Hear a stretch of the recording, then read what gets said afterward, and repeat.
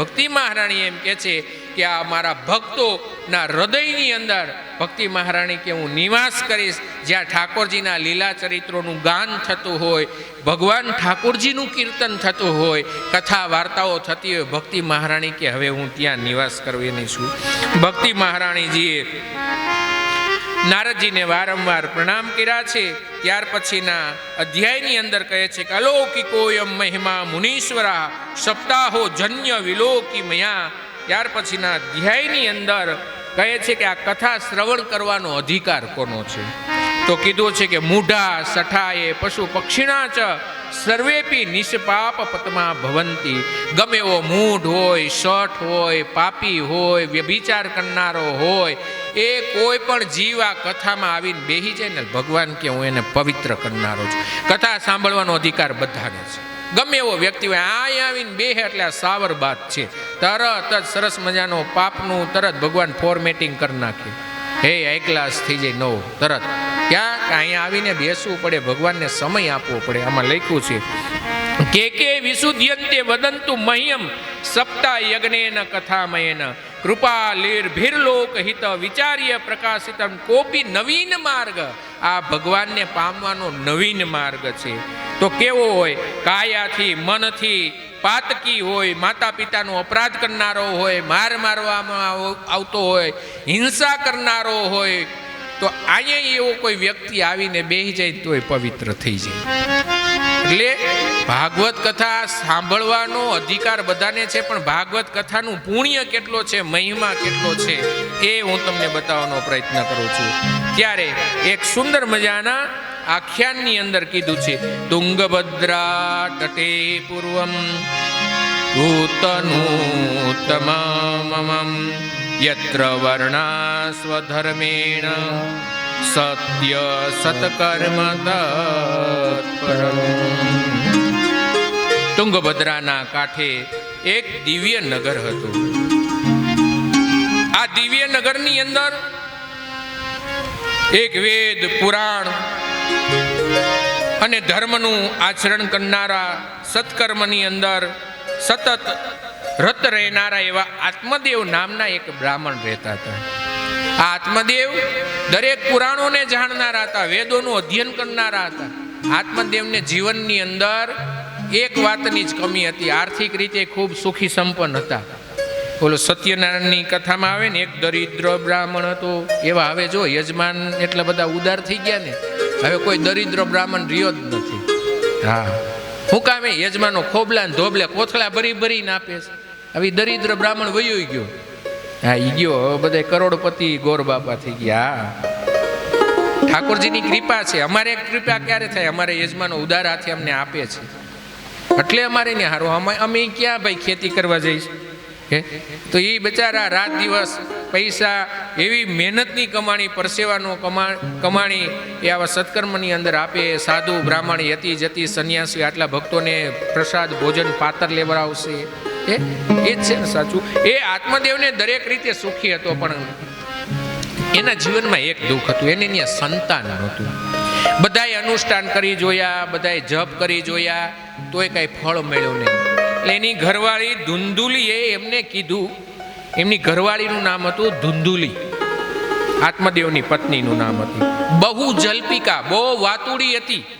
બહુ વાતો કરતી હોય ને એને જલ્પિકા કહેવાય. જલ્પા, ઘણા બેનના નામ ન હોય, કોઈનું હોય માફ કરજો.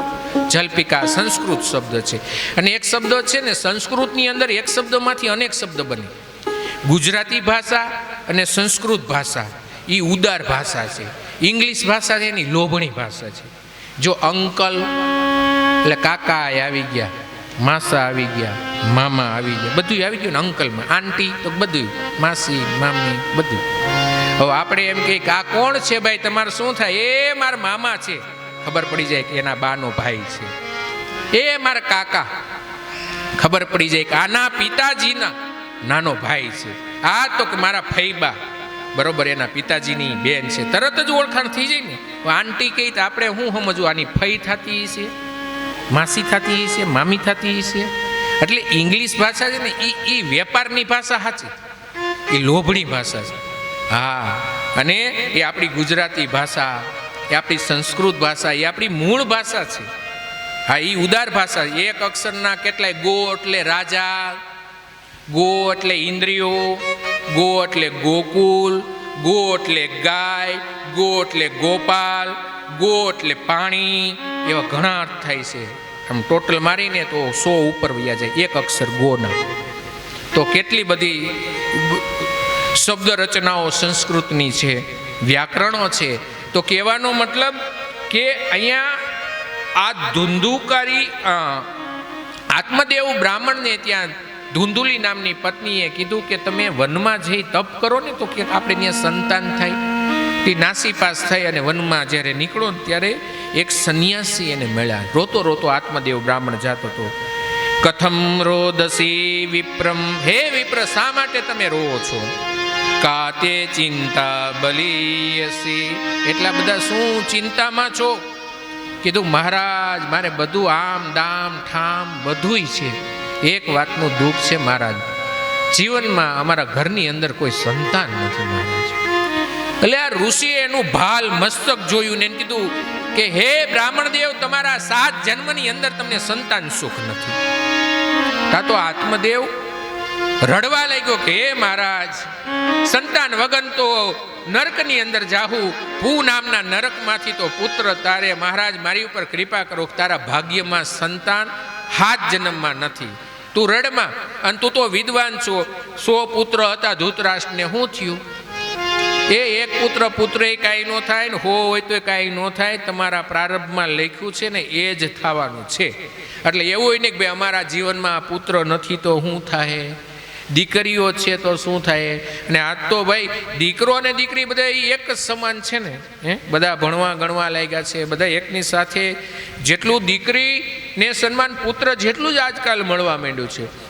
એટલે કીધું કે ભાઈ દીકરો હોય તો તને સાચવે એવું નથી. હા, અને તમને એ કહી દઉં કે દીકરો છે ને, દીકરો એ માતા પિતા સાથેનો ક્યાં સુધી છે કે જ્યાં સુધી એમના વિવાહ નથી થયા ને ત્યાં સુધીના એના સંબંધ બંધાયેલા છે. અને દીકરીના સંબંધો ક્યાં સુધીના છે? લાઈફ ટાઈમ સુધીના છે. પરણીને ગઈ હોય ને તોય રાતનો સમય થાય, થોડાક દિવસો જાય તરત કે બાપુજી શું કરે, ભાઈ બાપુજીનું ધ્યાન રાખજે, મોટી ઉંમર થઈ ગઈ છે. પધારીએ મહારાજજી, આઈએ પધારીએ. બોલો સંત મહારાજ, પધારીએ, આઈએ બાબાજી. તો આત્મદેવને કીધું તમારા ભાગ્યની અંદર સંતાન નથી. બહુ રડવા લાગ્યો ને બ્રાહ્મણ. એટલે મહારાજશ્રીએ પોતાની ઝોળીમાંથી એક ફળ કાઢ્યું, આત્મદેવને હાથમાં આપ્યું કે આ ફળ તમે તમારી પત્નીને આપજો અને ભગવાનની કૃપાથી તમારે ત્યાં સંતાનની પ્રાપ્તિ થશે. આત્મદેવ નામનો બ્રાહ્મણ એ ફળ લઈને પોતાની ઘેર આવે છે. પોતાની પત્ની ધુંધુકારીને કહે છે કે એક મહાત્માજીએ પ્રસાદની અંદર મને આ ફળ આપેલું છે, તમે ફળનો આરોગો ને આપણે ત્યાં સંતાનની પ્રાપ્તિ થશે. ધુંધુલીના હાથમાં ફળ આવ્યું. વિચાર કરવા લાગ્યું કે ખરેખર આ ફળ ખાવાથી મારે ત્યાં સંતાન થશે કે નહીં થાય. જ્યારે સંતાન ઘરમાં નહોતું ત્યારે કહેતી હતી સંતાન માટે ક્યાંક પ્રયત્ન કરો. આજે સંતાન પ્રારંભમાં આશીર્વાદ રૂપી સંતના ફળ સ્વરૂપે હાથમાં છે તો વિચાર કરે કે કદાચ હું આ ફળ ખાઈશ.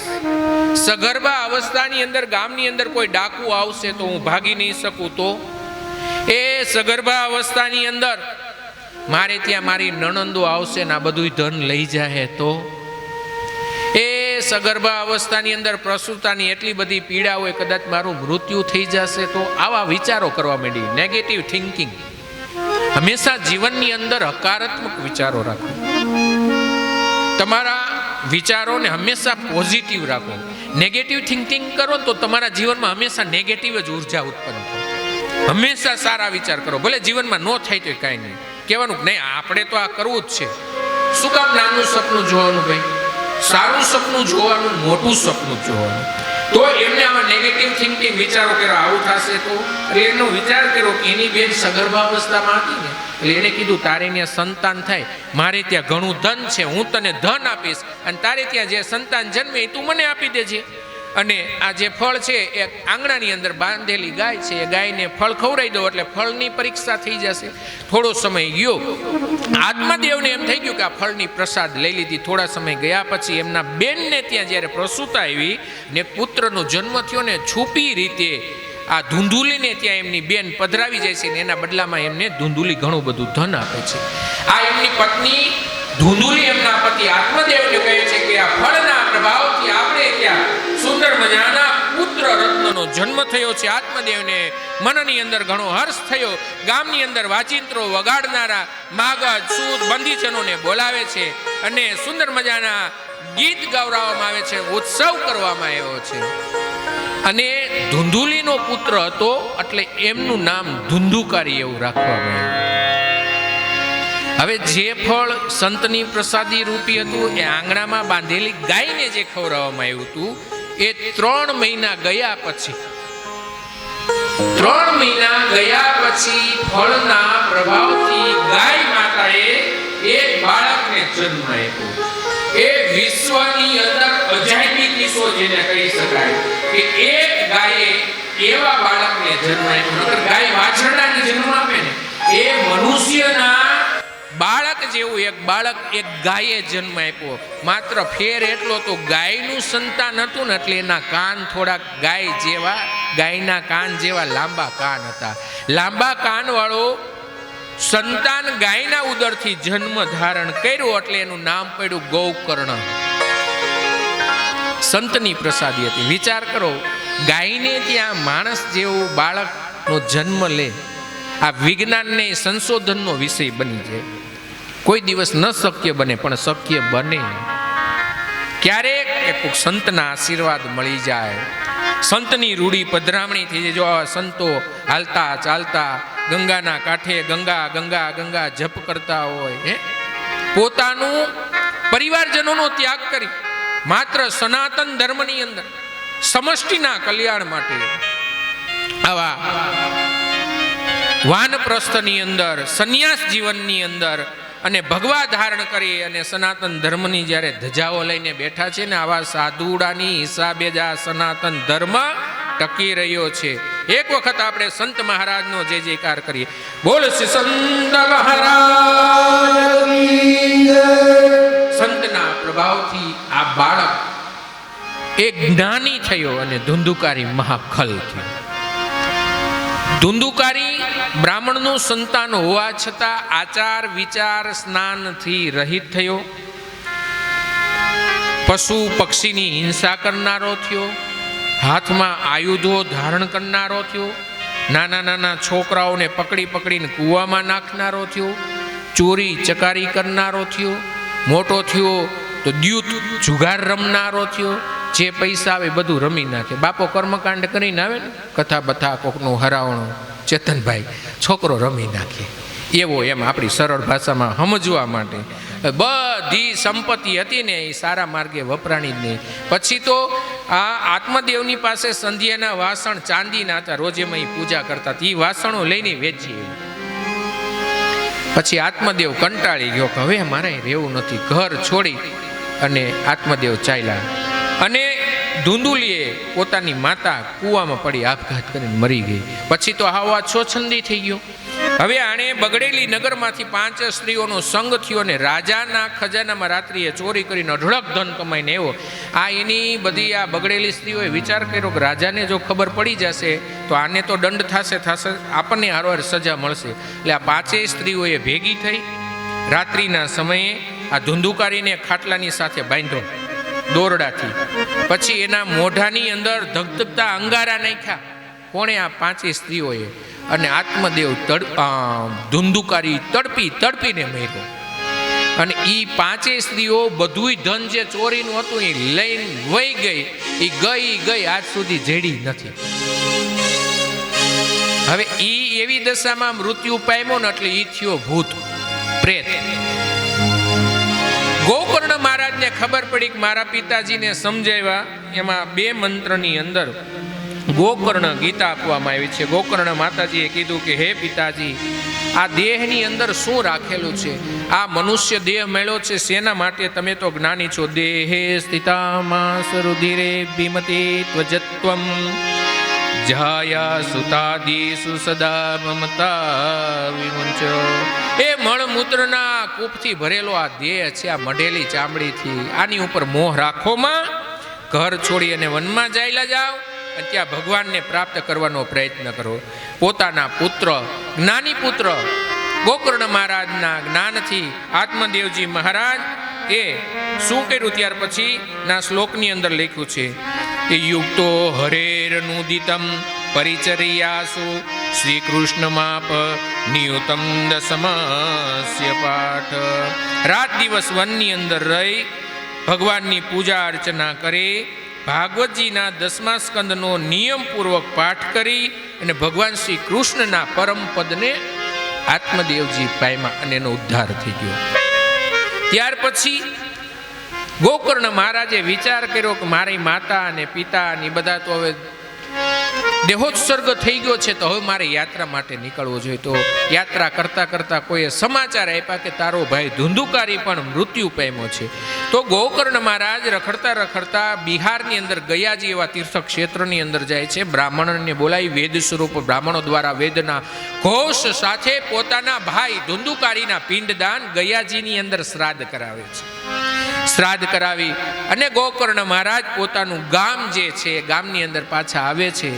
અને ત્યારે બધાય ગ્રામજનો પોતાના ગામની અંદર જ્યારે ગોકર્ણ મહારાજ પધાર્યા છે, આનંદ ઉલ્લાસ સાથે એના સામૈયા કરવામાં આવ્યા અને કીધું મહારાજ મારે ત્યાં ઉતારો કરો, મારે ત્યાં ઉતારો કરો. પણ ગોકર્ણ મહારાજે કીધું કે નહીં, હું કોઈને ત્યાં રોકાઈશ નહીં. મારું જે પિતાજીનું પૂર્વજોનું જે ઘર છે ને એ થોડુંક સાફ સફાઈ કરી દો, હું એની અંદર નિવાસ કરીશ. એટલે પોતાનું આત્મદેવ વખતનું જે જૂનું મકાન હતું ગઈઢિયાની સંપત્તિ એ સાફ સફાઈ કરી આત્મદેવનું જે જૂના ઘરની અંદર ગોકર્ણ મહારાજ રાત્રિના સમયે શયન કરે છે. તો રાત્રિના સમયે એનો ભાઈ જે ધુંધુકારી ભૂત હતો, ભૂત એ ગોકર્ણ મહારાજને સામે આવે છે. તો કેવો દેખાય? સક્રુન મે સહસ્રકૃદસ્તી સક્રુજ મહિષો ભવત સક્રુન્દ્ર સકુશ્ચાગ્નિ પુનશ્ચ પુરુષો ભવત. એ ક્યારેક આ ધુંધુકારી વરુનું સ્વરૂપ ધારણ કરે, ક્યારેક હાથીનું, ક્યારેક ઇન્દ્રનું, ક્યારેક અગ્નિનું અને ક્યારેક માણસ જેવો થઈ જાય. આવા અલગ અલગ રૂપો લઈને ગોકર્ણ મહારાજની સામે એનો ભાઈ ધુંધુકારી જે ભૂત હતો ને એ આવા રૂપ લઈ લઈને પ્રગટ થતો હતો. ગોકર્ણ મહારાજે કીધું કે તું કોણ છો? કોઈ બોલી શક્યો નહીં.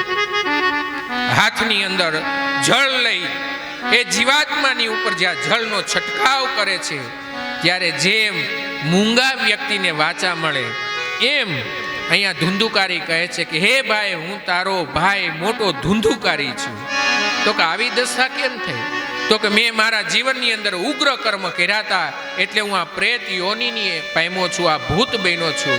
મારો ઉદ્ધાર થાય એવું ક્યાંક કરે. અરે કે મેં તારી પાછળ ગયાજીની અંદર જઈને પિંડદાન કર્યું, શ્રાદ્ધ કર્યા છે, એનો બધાયનો મુક્ત થઈ જાય. ત્યારે સ્વયં ધુંધુકારી કે ભાઈ તું મારી પાછળ ગયાજીમાં જઈને કદાચ 100 શ્રાદ્ધ કરીશ ને તોય મારી મુક્તિ શક્ય નથી. તો મારી મુક્તિ થાય ને એવું ક્યાંક કર્મ કર. મારા જીવનમાં મેં એટલા અપરાધો કર્યા છે, ન કરવાના કૃત્ય એટલા કર્યા છે, ગમે એટલા નારાયણ બલિ થાય, ગમે એટલા પિંડદાન થાય ને તોય મારો મોક્ષ નહીં થાય ભાઈ. આટલું કઈ અંતર ધ્યાન થઈ ગયું. કાંઈ વાંધો નહીં, શાંત થા ભાઈ. સવાર થતાની સાથે ગોકર્ણ મહારાજે પોતાની સંધ્યા ઉપાસના કરી સૂર્યનારાયણ ભગવાનને પ્રાર્થના કરે છે. તુભ્યમ નમો જગત સાક્ષિણે બ્રૂહી મે મુક્તિ તે. હે ભગવાન સૂર્યનારાયણ, અમે દરરોજ તારી ઉપાસના કરીએ છીએ, સંધ્યા વંદના કરીએ છીએ. મારા ભાઈની મુક્તિ માટેનું તમે ઉત્તમ સાધન બતાવો. ત્યારે ગોકર્ણ મહારાજની સામે સ્વયં સૂર્યનારાયણ ભગવાન પ્રગટ થયા અને કીધું તારા ભાઈની મુક્તિ માટે તું શ્રીમદ ભાગવત કથા કર એટલે તારા ભાઈની અવશ્ય મુક્તિ થશે. બ્રાહ્મણો હોય ને, બ્રાહ્મણોના ઈષ્ટદેવ કોણ ખબર? સૂર્યનારાયણ ભગવાન.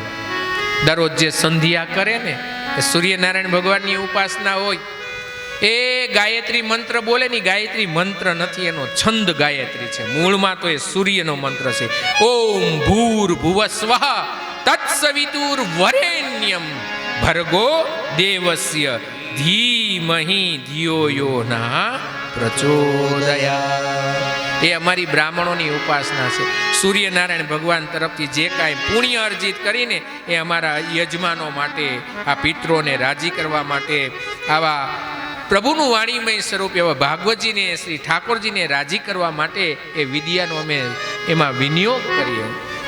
તો પછી સૂર્યનારાયણ ભગવાનના કહેવાથી ગોકર્ણ મહારાજે પોતાના ગામની અંદર પોતાના ગ્રામજનોને એકત્ર કર્યા કે આપણે ભાગવત કથા કરવી છે. તો કે કાંઈ વાંધો નહીં. એટલે ભાગવત કથાનું સરસ મજાનું દિવ્ય આયોજન. તે સમયમાં તો કાંઈ આવા મંડપ વ્યવસ્થા ના આવી વ્યાસપીઠની એવું હતું નહીં, પણ વ્યાસપીઠ વાહડાની સરસ મજાની બનાવી, એક મોટું બધું વડલાનું ઝાડ હતું, એની નીચે બેસવાની બધાએ ગ્રામજનોએ વ્યવસ્થા કરી. ગોકર્ણ મહારાજે પોતાના વ્યાસાસન પર બિરાજમાન થઈ અને પોતાના ભાઈ ધુંધુકારીની આત્મા પ્રસન્નતા માટે, એની ઉર્ધ્વ ગતિ માટે જ્યારે ભાગવત કથાની શરૂઆત થાય છે ત્યારે અહીં કહે છે કે જેમ એક એક દિવસ જતો ગયો ભાગવત કથાનો, એમ એક એક વાસની ગાંઠ તૂટતી ગઈ અને 7 દિવસ પરિપૂર્ણ થયા.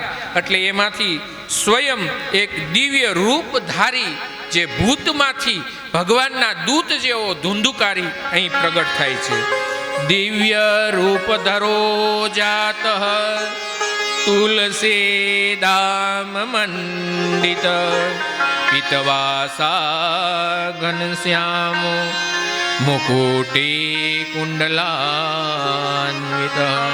ધન્યા ભાગવતે વાર્તા પ્રેત પીડા વિનાશિની સપ્તાહોપી તથા ધન્ય કૃષ્ણલોક ફલ. એ ધન્યા ભાગવતી વાર્તા, ભાગવત કથા શ્રવણ કરવાથી આ ભૂત ભગવાનના દૂત જેવો દિવ્ય રૂપ લઈ અને ગળાની અંદર તુલસીની માળા ધારણ કરી અને ઊભો રહ્યો અને એને તેડવા માટે ભગવાનના વૈકુંઠ લોકથી એમના પાર્ષદો વિમાન લઈ અને ધુંધુકારીને લેવા માટે. ગોકર્ણ મહારાજ અને ગામની સામે જ ધુંધુકારી આ ભગવાનનું મોકલેલા પેનની અંદર બેઠો. પાર્ષદોએ પ્રણામ વંદન એને કર્યા. બોલો ભૂતનેથી દૂત બન્યો, શું કામે? ભાગવત કથા સાંભળવાથી. અને જોત જોતાની ગામની સામે ભગવાનના ધામની અંદર ગયો. ગ્રામજનોએ વક્તા ગોકર્ણ મહારાજને કીધું, મહારાજ આ તમારા ભાઈએ એક જ કથા સાંભળી હતી, અમે નહોતી સાંભળી, તો તમારા ભાઈને એકને જ કેમ પ્લેન તેડવા આવ્યું, અમને કેમ નહીં? એટલે કથા ભેદ આપ્યો છે કે જ્યારે જ્યારે આપણે કથા શ્રવણ કરી, એ તો ધુંધુકારી તો વાયુ સ્વરૂપે પ્રેત સ્વરૂપે વાસની ગાંઠની અંદર આવીને બેસી જતો હતો. પહેલાં તો કાંઈ હતું નહીં. ઘણા એમ થાય વાસડાની ગાંઠ તૂટતી છે, હા તોડવાની છે, પણ આ વાહડાની ગાંઠ નથી તોડવાની. આપણા હૃદયની અંદર રોજ રોજ એક એક ગાંઠ ખુલવી જોઈએ. કામ, ક્રોધ, મોહ, મત્સર, ઈર્ષા, આ એક એક ગાંઠ તોડીને તો આ હરિદ્વારની અંદર આ ભાગવત કથા આ દાખલો કર્યો ને તો જ એની ફલશ્રુતિ છે. એ બધું અહીંયા તોડીને જવાનું, એ ગંગાજીમાં પધરાવીને બધું જવાનું છે. એટલા માટે ગંગાજીએ આપણને અહીંયા સુધી બોલાવ્યા છે. તો શ્રવણ ભેદ કીધા છે કે ભૂખો ને તરસો રહ્યો, અને માત્ર એને તો બીજું કાંઈ રહેવાનું સ્થળ હતું ને, એટલે વાસની અંદર રહેતા, તો તેદુનો આ વાસ અહીંયા રાખવામાં આવ્યો છે. बाबाजी ये जभी जभी कथा रहती है पितरों की आत्मा प्रसन्नता के हेतु तब तब यहाँ बास रखा जाता है. सभी लोग ऐसे बोलते हैं कि जो जजमान रहते हैं उनके सभी पितरों इस बास में निवास करते हैं. तो मैं मेरे ज्ञान और मेरे गुरु की कृपा से मैं आपके पास जानना चाहता हूँ कि जो गोकर्ण का जो भाई था धुंधुकारी, वो तो महाखल था, कितने पाप किए थे, वो बास में आके निवास किया था। तो ये सब जजमान लोग बैठे हैं, उनके तो जो बुजुर्ग पितृ लोग थे अच्छे कर्म करके गए हैं, इनके पीछे अच्छी कथा हो रही है, इनके जो ये संतानों हैं भक्ति भाव से सेवा पाठ कर रहे हैं, तो इनको इनके पितृ को क्या बास में बैठे वो अच्छा है? निम्न कक्षा हो जाती है। जो रणछोड़दास बापू चित्रकूट वाले वो बताते थे, किसी कोई भक्त उसे बताते थे, महाराज जी आप हमारे कथा में आओ। रणछोड़दास बापू चित्रकूट वाले जो राजकोट में सदगुरु आश्रम है ना, वही वो बताते बास मत रखना, कथा में बास मत रखना, यानी कि आ वाहड़ो नहीं राखता तो आओ। कोके कीधुं पितृ वाई कथा हो तो वास तो रोकવો પડે ને। तो रणछोड़दास बापू पोताना हृदयना शब्दों कहे छे के तमारा पितृ एवा हलकी गतिना नहोता, एवा हलका काम करीने नथी गया के जेने वाहड़ामां बेहવું પડે, ई आया भगवाननी बाजुमां बेहे। पण वाहड़ो जो गोर बापा नो राखे ने तो हूँ के जुवारा नथी, जुवारा उग्या नहीं, कथा नहीं पूगे, वास नथी तो कथा नहीं पूगे। तमने माने आपड़ा आपड़ा गईदिया हारा काम करी गई एने वाहड़ामां आवीने बेहવું પડે हे? जो एना आसन क्या है, जो पितृ ने वास में ज बेहवानो अधिकार हो तो भगवान नी आरे हूँ काम खोटा है? तम जो एक बाजू कुलदेवी माताजी, एक बाजू सुरापुरा दादा, फरती कोर पितृ बैठा ने बधे, अने एनी आगळ कोण बैठुं छे? भगवान। भगवान नी हारे बेसवानुं। पितृ नारायण, पितृ योनि ऊंची छे, नारायण नु कक्षा एनु पद पाछळ लागे। पितृ नारायण, सूर्य नारायण, लक्ष्मी नारायण, तो पछी एने वाहडामां बेहવું પડે। पण वास एक छे ने लोकाचार छे। आ तमे बधा ज्ञानी छो, कथा ध्यानथी सांभळो छो, એટલે કહેવાનું મન થાય આપણા પિતૃને કે વાહડામાં નો આવીને બેહવું પડે। આપણા પિતૃનું ધ્યાન કરીને એટલે સ્વયંભૂ ભગવાનની હારે બેસી અને આ ચિત્રજીમાં એ કથા શ્રવણ કરે। આ તો રાખી નો રાખી તો પછી વાત છે। વાહડો ગોરબાપાએ રાખ્યો નહોતો, હરિદ્વાર ગયા કથા કરવા, ખર્ચો માથે પડ્યો, કથા પૂગશે નહીં। હા, અને બધાય હોય ડાયા, દોઢ ડાયા, હળંગ ડાયા, એને કઈ ખબર બીજી ન પડતી હોય, એ જ જોવે વાહડો છે, જુવારા આમ થઈ ગયા છે તો કે કથા તમારી અડધી થાય। હવે કથાને જુવારાને કાંઈ હોય નહીં। પહેલાના સમયમાં આવા એસી નહોતા, કુલર નહોતા, ત્યારે યજમાન છે ને ગોર બાપાને ટાઢક રહે ને એટલે એ વાહડાની વ્યાસપીઠ હોય ને અને હાડલાથી શણગારતા। એટલે આજુબાજુમાં ખેતરની માટી લઈ આવીને અને થોડુંક ધાન ઘઉં નાખી આખા કુટુંબને કહેતા। શું કામ? એક જણાને જવાબદારી હોપી કદાચ ભૂલી જાય પાણી પાવાનું, બધાને કહે એટલે આખું કુટુંબ હરતું પાણી પાઈ ને આમ એટલે ભાઈ એકલા ટાઢોળું થઈ જાય। એટલે નાનું હુનું કુલર જેવું કામ આપે। બીજું એમાં કાંઈ હતું નહીં, જુવારા બુવારાનું શાસ્ત્રીય નથી। આમાં કે ભાગવતજીમાં નથી લખ્યું। હા, ગઈઢિયાનો અમારા બધા ગઈઢિયા હતા ને એ બધું આ હતું ટાઢોળું રહે એટલા માટે। એટલે એવી કોઈ અંધશ્રદ્ધામાં નહીં રહેવાનું, વાસની અંધશ્રદ્ધામાં નહીં રહે। હા, દિવ્ય શ્રદ્ધામાં રહેવાનું, અંધશ્રદ્ધામાં ક્યારેય વિશ્વાસ નહીં કરવાનો। આપણી શ્રદ્ધા કેવી હોવી જોઈએ? દિવ્ય। અમે કામ કર્યું, ભાગવતજીનું નામ લીધું, ઠાકોરજીનું નામ લીધું, ગંગા મૈયાનું સ્મરણ કર્યું, અર્પણ કર્યું એટલે ગંગા મૈયા સ્વીકાર કરે, ભાગવત ભગવાન સ્વીકાર કરે। અમારા પિતૃને અમે અર્પણ કર્યું કે અર્પયામી તર્પયામી એટલે અમારા પિતૃનો સ્વીકાર કરે, કરે ને કરે, મીન મેખ નથી। અને જો સ્વીકાર ન કરે તો ગંગાનું માયતમ વયું જાય, જો સ્વીકાર ન કરે તો આ ભાગવતનું માયતમ ઘટી જાય। ભૂતને જો દૂત જેવું કરી દેતું હોય તો આપણા પિતૃ તો પિતૃદેવ છે હે, તો એનું તો કલ્યાણ થાય, સાથે સાથે આપણા આત્માનું પણ કલ્યાણ થાય। તો ગોકર્ણ મહારાજે પેલી કથા એના ભાઈને મુક્તિ મળીને જે પ્લેન તેડવાયું ને એ આમાં લખ્યું છે કે અષાઢ સુદ પૂનમ નોમથી પૂનમનું મુહૂર્ત આપ્યું હતું। અષાઢ મહિનાની નોમથી પૂનમ પછી વળતો આવતો તો શ્રાવણ મહિનો। ગામે બહુ આગ્રહ કર્યો કે અમારે બલૂનમાં બેસવું, પ્લેનમાં બેસીને ભગવાનના વૈકુંઠ લોકમાં જાવ। એટલે ગોકર્ણ મહારાજે એ જ ગામના આવતા મહિને પાછી કથા બેહાડી, શ્રાવણ મહિનાની નોમથી પૂનમ બીજી કથા કરી। અને બીજી કથા કરીને અને જોત જોતાની અંદર પૂર્ણાહુતિનો સમય હતો। શ્રાવણે માસે ગોકર્ણ કથા સૂચે તથા પુનઃ સપ્તરાત્રમ વતી ભૂયમ શ્રવણમ। ભગવાનની કથા કોઈ પણ સમય કોઈ પણ કાળે વગર મુહૂર્તે અને કોઈ પણ મહિનામાં કોઈ પણ સ્થળે થાય. શું કામે? અપવિત્રને પણ પવિત્ર કરનારું હોય, અમંગલને પણ મંગલ કરનારું હોય તો આ ભગવાનનું નામ છે. એટલા માટે ત્યાર પછી આપણે કથા કરી, કોને નિમંત્રણ આપવા? અમે લખ્યું વિરક્તો, વૈષ્ણવો, વિપ્રો, વેદ શાસ્ત્ર વિશુદ્ધ કૃત. એ વૈષ્ણવો, હરિભક્તો પ્રેમથી કથા સાંભળે અને કથા રસિકો એને નિમંત્રણ આપવું. વેદ પુરાણના જાણકાર એવા બ્રાહ્મણોને બોલાવવા અને દિવ્ય મનોરથ કરવો. અહીંયા લખ્યું છે વિષ્ણુ ભક્ત હોય એવા બ્રાહ્મણને વ્યાસપીઠ ઉપર આચાર્ય તરીકે નિમણૂક કરો. વક્તા કેવા? વિષ્ણુ ભક્ત હોવો જોઈએ, વૈષ્ણવ હોવો જોઈએ, ભગવાનને માનનારા હોવો જોઈએ, વેદ પુરાણ નો જાણકાર હોવો જોઈએ. વેદની વાતો, પુરાણોની વાતો દરેક યજમાનને સમજાય એવી રીતે દાખલા દ્રષ્ટાંતો ની અંદર એ આપી શકતો હોય એવો હોવો જોઈએ. એવા વક્તાને અહીંયા પસંદ કરવા. નિસ્પૃહી હોવો જોઈએ, એટલે કે એમને કોઈ સ્પૃહા ન હોવી જોઈએ. પછી વક્તા વિરક્ત હોવો જોઈએ, એ કથા ભાવથી કરતો હોવો જોઈએ, ઓમ ભાવથી નહીં. ચેતનભાઈ, ઓમ ભાવથી નહીં. દાદા તમારું પેકેજ મને ચેતનભાઈએ પૂછ્યું હતું ને, તમે પૂછી લેજો. મેં મારું કાંઈ હું કહેતો જ નથી. અમારા વગાડવા વાળા આવે એને મેં કીધું તેને તમે તાર પ્રેમથી આપજો, તમને દાદા જે ઠીક લાગે. વિરક્તો હોવો જોઈએ. વક્તા વિરક્તો ન હોય તો કથા ફળ ન આપે. દાદા એમ કે 2.5 લાખ થાય એ કથા કઈ બસ ન હોય, વેપાર થઈ ગયો. પ્રેમથી જે યજમાન આપે એવો વિરક્ત વૈષ્ણવ હોવો જોઈએ, ઠાકોરજી પ્રત્યે પ્રીતિ રાખનારો હોવો જોઈએ.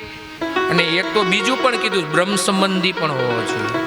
એના મુખેથી ઉપદેશ બ્રહ્મ સંબંધી હોય ને વૈષ્ણવો, એ બ્રહ્મ સંબંધીના મુખે જ સાંભળે, બાકી કથા કોઈને મુખે સાંભળે નહીં. પણ એ પુષ્ટિ માર્ગનો આખો વિષય છે. પણ કહેવાનું કે વિષ્ણુના સ્વરૂપને માનનારો હોવો જોઈએ, વૈષ્ણવ હોવો જોઈએ, વિરક્ત હોવો જોઈએ, વેદ શાસ્ત્ર વિશારદ હોવો જોઈએ. તો એવા બ્રાહ્મણને બોલાવો. પછી સુંદર વસુધાનું નિર્માણ કરવાનું કે જે જાજી સંખ્યાની અંદર લોકો બેસી શકે એવી વ્યવસ્થા. બને તો તીર્થ ક્ષેત્ર લેવું. જેમ આપણે અહીંયા જો તીર્થભૂમિનો મહિમા છે. આ ભૂમિ એટલે હરિદ્વાર તીર્થ ક્ષેત્ર છે. ક્ષેત્ર એટલે વિસ્તાર, વિસ્તારનો મહિમા છે. અને ભૂમિનો મહિમા, ભૂમિનો મહિમા એટલે કેટલા એવા અસંખ્ય મંદિરો, સાથે સાથે માં ભગવતી ગંગા. એટલે ભૂમિનો અને ક્ષેત્ર બે, એટલે હરિદ્વારને તીર્થ ક્ષેત્ર કહેવામાં આવે. તીર્થય છે અને ક્ષેત્રય છે. એટલા માટે એવી વસુધા પસંદ કરવી. તો આપણને ગંગામાં ની ગોદમાં બેસીને જ કથા કરીએ છીએ, એથી તો કાંઈ વિશેષ હોય નહીં. પછી તો પરિવારે તો કે આ ભાગવતજીને પધરાવી, વાતે ગાતે પોથયાત્રા કરવી અને પછી પ્રાર્થના કરવી. સંસાર સાગરે મગ્નમ દીનમ્મા કરુણાનિધે કર્મ મોહ ગૃહીતાગમ મામુધર ભવાર્ણવા.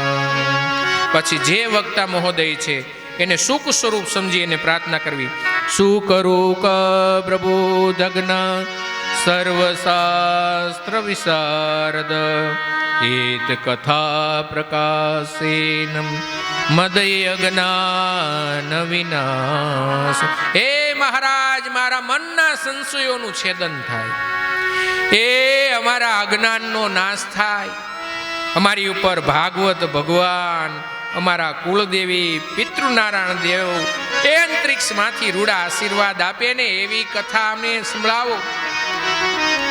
એવા ભાવ સાથે આ પુણ્ય, અને આપણે આ પુણ્ય ભેગું કરી અને આપણા પિતૃને અર્પણ કરવાનું છે.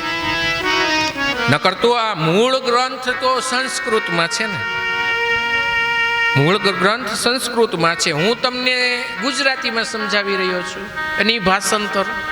તો માત્ર કથાના પાઠ કરવાથી તો મુક્તિ થાય, પણ પરિવારના સમસ્ત પિતૃઓ ક્યારે રાજી થાય કે 7 દિવસ દરમિયાન અહીંયાથી કહેવાતી કથાનું પુણ્યનો સંચાર તમારે કરવાનું, ભેગું કરવાનું. અને એ પુણ્ય ભેગું કરી અને 7મા દિવસે આપણા પિતૃઓને અર્પણ કરવાનું. તો આપણા પિતૃઓની ઉર્ધ્વ ગતિ થાય. તીર્થમાં આવી ભજન કીર્તન કથા સાંભળવાનો મહિમા એટલે છે. અને અહીંયા આવીને અનૈતિક કર્મ કરો ને તો આપણા પિતૃઓ વૈકુંઠ લોકે ગયેલા હોય ને તોય નરકમાં જાય. પોતાના સંતાનો પોતાના પિતૃઓની ઉર્ધ્વ ગતિ પણ કરાવી શકે અને અધોગતિ પણ કરાવી શકે. એક વખત હંસલો અને હંસલી યાત્રા પ્રવાસે નીકળ્યા. તો રાત્રિનો સમય હતો. તો એક કાગડાનો માળો આવ્યો. એટલે કાગડાને પૂછ્યું કે રાત્રિ વાસો કરવા માટે તમે અમને નિવાસ આપશો? એટલે કાગડાએ કીધું કાંઈ વાંધો નહીં. સવાર થતાની સાથે કાગડાનું છે ને રાત્રે મન ફર્યું કે હંસલી મારી ઘરવાળી બની જાય તો. એટલે સવારમાં હંસને કીધું કે હંસલી મારી ઘરવાળી છે. હંસ કે ઈ મારી ઘરવાળી છે. અને આ બધો ઝઘડો આજના સમયમાં સમજવા માટે કહે તો ગયો બધો કોર્ટે. આ તો વાર્તા છે, સમજવા માટે ઝઘડો ગયો કોર્ટે. એટલે હંસે કીધું આ હંસલી મારી પત્ની છે જજ સાહેબ. કાગડાએ એમ કીધું કે આ હંસલી રહી મારી પત્ની છે. એટલે જજ સાહેબ હજી ચુકાદો દેવા જ્યાં જાતા હતા ને ત્યાં કાગડાએ ક્યાંક ઈશારો આમ કર્યો. એટલે જજ સાહેબે કીધું 5 વાગી ગયા છે, કોર્ટનો સમય પૂરો થઈ ગયો, ચુકાદો હું કાલ આપીશ. કાગડો તો ખોટો હતો, હંસ સાચો હતો. એટલે રાત્રિના સમયે નીંદર આવી ગઈ. કાગડા નીંદર નહોતી આવતી. જજ સાહેબના ઘરે ગયો વહીવટ કરવા. આપણને બધાને ખબર પડે ને, વહીવટ કરવા ગયો. હા, ત્યાં કીધું સાહેબ મને ખબર છે આ હંસની પત્ની જ હંસલી છે, મારી પત્ની નથી. પણ જો મારા ફેવરની અંદર ચુકાદો આપો ને તો આપણે ક્યાંક વહીવટ કરી. તો જજ સાહેબે કીધું તું વહીવટમાં હું આપે? એટલે કીધું કે હું કાગડો છે ને પિતૃદૂત કહેવાઉં. તમારા પિતૃઓ કયા લોકમાં છે એ હું તમને જણાવી શકીશ ને તમારા પિતૃના દર્શન તમને કરાવી શકીશ ને કયા લોકમાં ગયા છે એ હું તમને કહીશ. એ કે પાકું? તો કે વાંધો નહીં. આટલું કહીને કાગડો વયો ગયો. વિશ્વત રૂપી વચન પિતૃઓના દર્શન કરાવવાના. પિતૃ કયા લોકમાં ગયા છે એ કહેવાનું. બીજે દિવસે હંસલો અને કાગડો બંને જજ સાહેબ પાસે આવ્યા. હંસલો રોતો રોતો કહેવા માંડ્યો જજ સાહેબ ચુકાદો તમે આપો. જજ સાહેબે કાગડાની સામે જોઈને કીધું કે હંસભાઈ આ તમારી આ હંસલી છે ને એ કાગડાભાઈના પત્ની છે. એવો જે આ જજ સાહેબે ચુકાદો આપ્યો. એટલે હંસ બિચારો રોતો રોતો જતો રહ્યો. પછી કાગડો હંસલીને લઈને જાતો ને જજ સાહેબ અવાજ માંડ્યો, એ કાગડાભાઈ અહીંયા ઓલો વહીવટ. એ કે હા એ ભૂલી ગયો, હાલો મારે ભેગા. એટલે જજ સાહેબને લઈ આ કાગડો ગામની બહાર ને એકદમ ગંદુ હતું ને ન્યા લઈને આવ્યો. અને એકદમ ગંદો ડગલો આમ પડ્યો તો એની અંદર આમ અસહ્ય વાસ દુર્ગંધ આવતી હોય એવામાં એક કીડો બતાવ્યો. જજ સાહેબ જો પેલો કીડો દેખાય? જજ સાહેબે કીધું હા કીડો દેખાય છે. તો કી કોણ છે? તો કી તમારા બાપુજી છે. અરર, મારા બાપુજી તો વૈષ્ણવ હતા. 8 સમાના દર્શન કરતા હતા, રોજ હવેલીએ જતા હતા, કીર્તન કરતા હતા અને એના 5 આંગળીએ દાન પૂન કરતા હતા. એ આવામાં કેમ ગયા? તો કે તમારા જેવા પુત્રો હોય ને, તમારા જેવા દીકરા ખોટા ચુકાદા આપે ને એના બાપને અહીંયા જ આવવું પડે. જો પુત્ર સત્કર્મ કરે તો ઉર્ધ્વ ગતિ થાય. બાકી એના બાપ હારા વૈષ્ણવ હતા ને એ વૈકુંઠમાં જ ગયા હતા. પણ છોકરાના આવા ધંધા હતા ને એટલે એને કીડો થઈને પાછું હેઠું નરકમાં આવવું પડ્યું. એટલે આપણે બધા આ સત્કર્મ કરવા માટે એટલા માટે એવા છે જે સ્થાન ઉપર આપણા પિતૃઓ બેઠા છે ત્યાંથી એની ઉર્ધ્વ ગતિ કરાવવાની છે. એટલે 7 દિવસ કથા આપણે સાંભળવાની અને એ પુણ્ય અહીંયા આપણા પિતૃઓને આપણે અર્પણ કરવાનું છે. ત્યાર પછી અહીંયા સુખદેવજી સમાન એમને વક્તા મહોદયને ગણી પછી કીધું છે કે મહારાજ કથા કરનાર મનોરથીએ શું પાળવું? ઉપવાસ કરવા, એકટાણા કરવા, આ બધાનો પ્રશ્ન હોય. આમાં લખ્યું છે ઉपोष्यं सप्तरात्रं वे शक्ति स्वेच्छुणुयात् तदा ऋतपानं पयपानं कृत्वा वे शृणुयात् सुखम्. કથાના મનોરથીએ કથા કરનાર યજમાનોએ 7 દિવસ માત્ર જલ પી અને કથા શ્રવણ કરવી જોઈએ. આ તો ગંભીર થઈ ગયા. મારા જેવું કઈ થોડું હોય, હાથ દી પાણી ઉપર થોડા જાય. હા લખ્યું છે, જોઈ લખ્યું છે ઉપોષ્ય સપ્તરાત્રમ. પછી એમ કીધું કે એ ન શક્ય બને તો કે તમારે દૂધ પી અને 7 દી કથા શ્રવણ કરવાની. એટલે દૂધ એટલે ટાણે ટન લીટર નહીં, એમ થોડું થોડું. મહારાજ એ કાંઈ દૂધ પી નહીં, થોડું કાંઈ 7 દી કથા સાંભળી હતી. તો લખ્યું છે કૃતપાનમ, ઘી પીવો 7 દી. મહારાજ ઘી થોડું પીવા, ડાયાબિટીસ હોય, ઘણાની નળિયું બ્લોક છે, ડોક્ટરે ના પડી, રોટલી સોપડતા નથી, ઘી. તો એમાં લખ્યું છે જો આ ન થઈ શકે તો ફલાહાર કરવું છે. ફલાહાર કોને કહેવાય? બટેટું ફળ નથી, રાજગરો ફળ નથી. ફળ એને કહેવાય જે ઋતુ અનુસાર જે ફળ આવતું હોય. જો અત્યારે બનાના મળે, એપલ મળે, મેંગો મળે, એ ફળ કહેવાય. એ આપણો આખો દિવસ સ્ટેમિના રહે એટલું એકાદું ફળ લઈ લેવાનું, એમ રહેવાનું. તો મહારાજ એ પણ ન થઈ શકે તો એક ટાઈમ ફળ, એક ટાઈમ જમી લ્યો. મહારાજ એક ટાઈમ ફળમાંય મેળ નથી આવે એમ તો વ્યાસ ભગવાને કીધું કે ફલાહારે નવા ભાવ્યામે ભુક્તે નવા પુનઃ સુખ સાધ્યમ ભવેદ્યતુ કર્તવ્યમ શ્રવણાત. એ બે નહીં 3 ટાણા ખાઈને કથા સાંભળો. કથા સાંભળવી એ તમારું કર્તવ્ય છે. ઉપવાસ કરવો, એકટાણા કરવા, કે દૂધ પીવું કે ન પીવું, એ કાંઈ તમારું કર્તવ્ય નથી. અહીંયા લખ્યું છે કર્તવ્યમ શ્રવણાય તતઃ. તમારું શરીર 7 સકાર 7 દિવસ તમારી તબિયત બગડે નહીં, માત્ર શ્રવણી આપણો અધિકાર ને કર્તવ્ય છે. અહીં શું કામે આવ્યા છે? શ્રવણ કરવા માટે. વ્રત નથી. વ્રત હોય ને તો એ બધું નિયમો પાળવા પડે. આ તો શ્રવણ ભક્તિ છે. એટલે શ્રવણ માટે બધું સુખરાધ્ય છે. પણ તમારું શરીર તમે 3 કલાક અહીંયા બેસો, મળમૂત્રની ઉપર વિજય મેળવી શકો. 7 દિવસ આપણે હરી ફરી ગંગાજી જેવા દોડધામ થાય, રાત્રિ ઉજાગરા થાય, તબિયત ન બગડે એવો આહાર લેવાનો, એવું લખ્યું છે. પછી કેવું તાગવન દ્વિદલમ મધુ તેલમ ગરેષ્ટાનમ તથેવ ચ ભાવદૃષ્ટમ પયોર્ષિતમ ધ્યાનિત્યમ કથાવ્રતિ. દ્વિદલ વાળા કોઈ કઠોળ હોય એવા જલ્દી પાચન ન થતા હોય એવા વાસી ખોરાક હોય. ગરિષ્ઠાન બહુ જાજુ ગળ્યું પણ નહીં ખાઈ લેવાનું. એવું થાય વધારે જમાઈ જાય તો પછી શું થાય? નીંદર આવે, એવું પણ નહીં લેવાનું. એટલે આપણે કથા મનોરથી આવા બધા નીતિ નિયમો એ બતાવવામાં આવ્યા છે. એ રીતે કરવાથી આ કથાનું પૂર્ણ પ્રકારે ફલ પ્રાપ્ત થાય છે. પછી અહીંયા સુખદેવજી મહારાજનો એક શ્લોકની અંદર પ્રાર્થના આપી છે.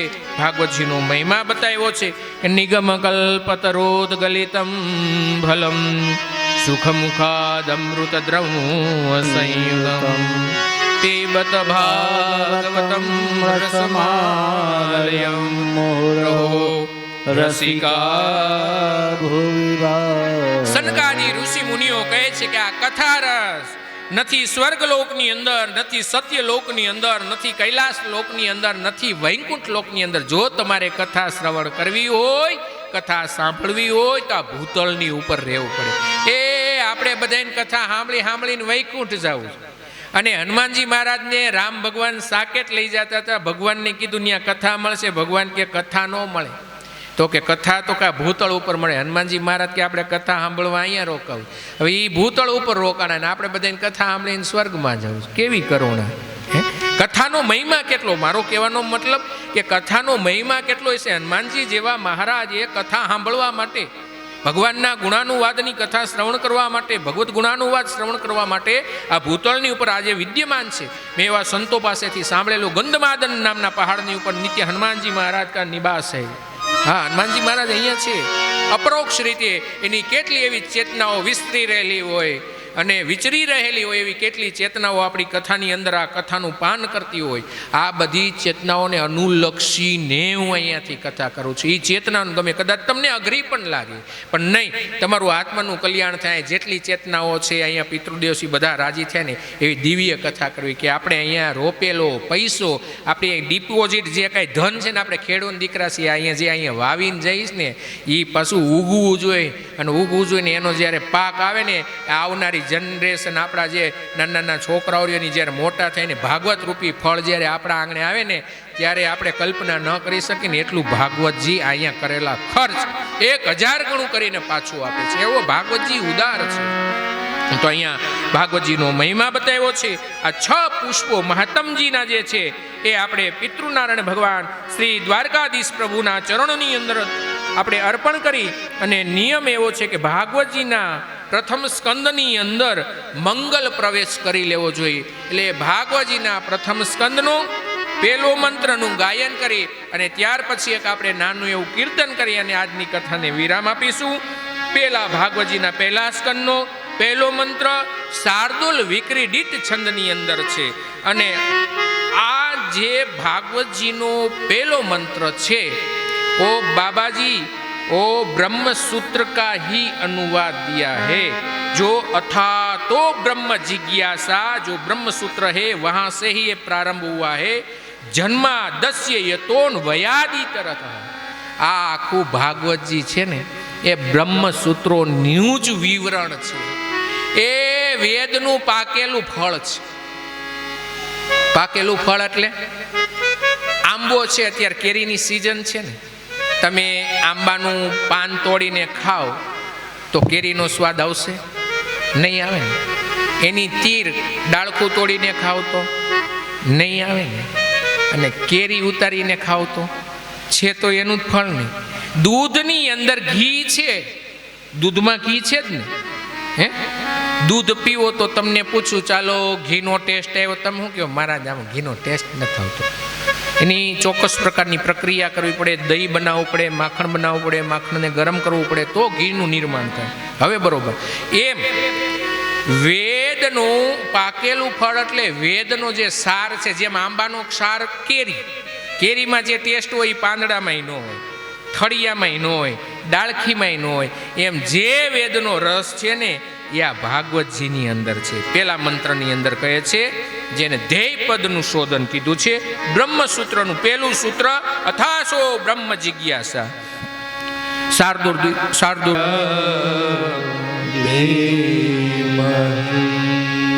ભાગવતજીના પ્રથમ સ્કંદના પ્રથમ શ્લોકની અંદર મંગલ પ્રવેશ કરી આજની આ 6 અધ્યાયની મહાત્મની કથા રૂપી આ 6 પુષ્પો શ્રી ઠાકોરજીના ચરણોની અંદર અર્પણ કરીને આજની આપણી આ કથા જ્યારે વિરામ તરફ જઈ રહી છે ત્યારે આપણે અહીંયા સુધી આવ્યા છે. બધાને હરખ હોય કે મહારાજ અજ્ઞાનની વાતો સાંભળી અને ઘણી સુસ્તી આવી ગઈ છે.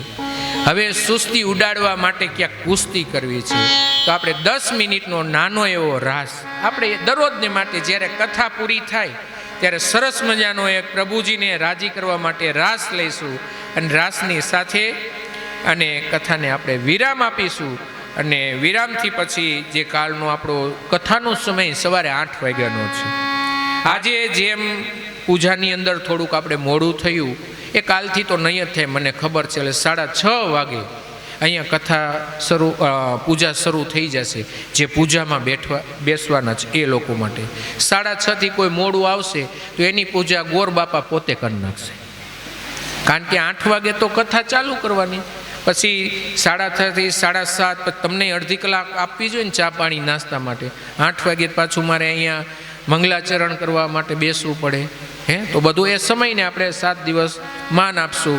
સમયની મર્યાદા રહીને દરરોજને માટે હું જો સમયસર કથા ચાલુ કરી દઈશું અને સમયસર આપણે કથાય પણ પૂરી કરી દઈશું. જો આજે 10 મિનિટ વહેલી કરી નાખી. શું કામે કે આજે આપણે પ્રેમથી ઠાકોરજી આપણા આંગણે આવ્યા છે, પ્રેમ ભાવ સાથે સુંદર મજાના રાસની અંદર આપણે જોડાશું અને ત્યારબાદ આપણે ભાગવત ભગવાનનો જય જયકાર કરી અને કથાને પછી વિરામ આપીશું.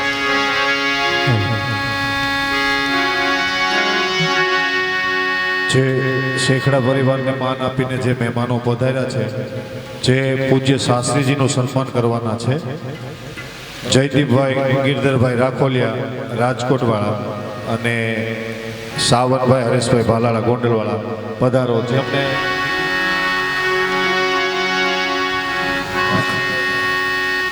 ચાલો આપણે બહેનો અહીંથી થોડીક વાર ઊભા થઈ જાઓ એટલે આપણે ત્યાં એક નાનો રાસ કરી નાખીએ. નથી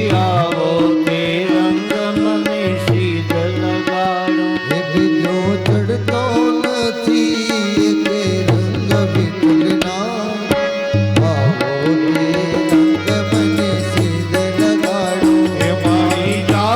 પૂરવની પ્રીત વિઠ્ઠલના આવો તે રંગ ગમે શ્રી આવો તેલ લગાડી શ્રી આવો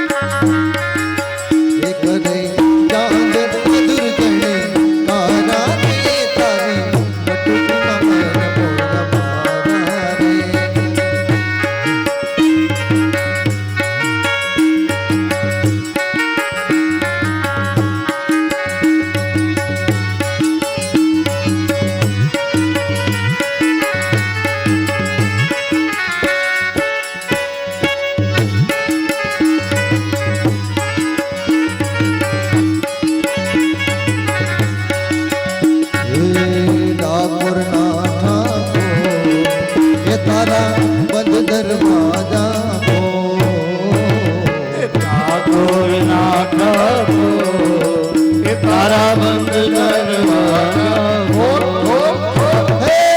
ठाकुर नाथा को ये तारा बंद दरवाजा को ठाकुर नाथ को तारा बंद दरवाजा को ये तू तो राधिका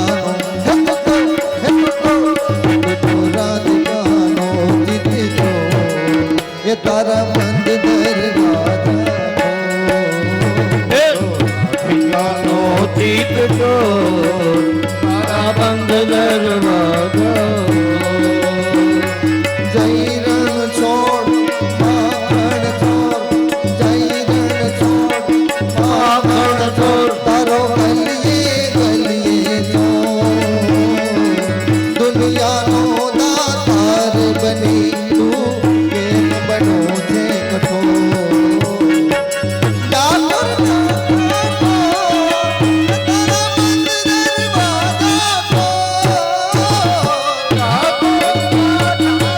तारा बंद दरवाजा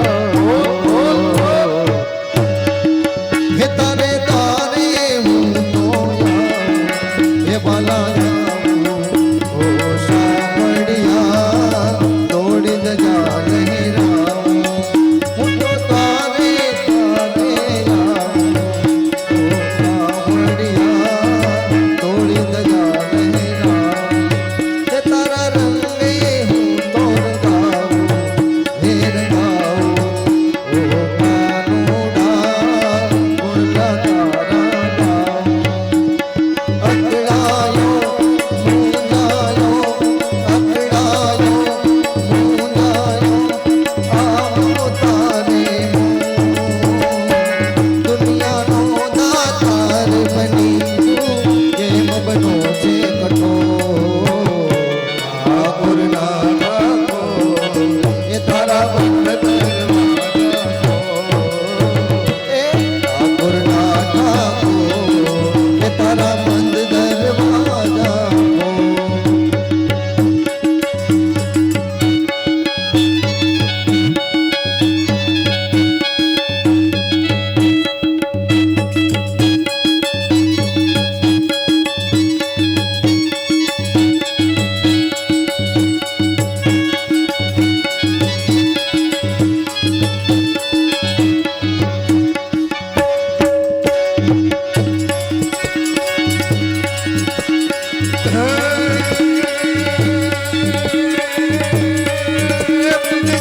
सब बाला रूप साला कर बेहाला बनवाला बनवाला हे जाकी तन जाला विमुक्त विशाला आए कहियाला कृष्ण कृपाला बंसीवाला बनवाला ये बनवारी हे प्रगट सुख प्यारी दीन मुरारी जय बिचारी गिरधारी जय बिचारी गिरधारी हे तव डम डम दादुर रम डणका तव डम डम दादुर रम डणका महमत मोल मलाड गिरा पियु पियु सोत पुकारत तांडन यूं गोकिल गंधीर तव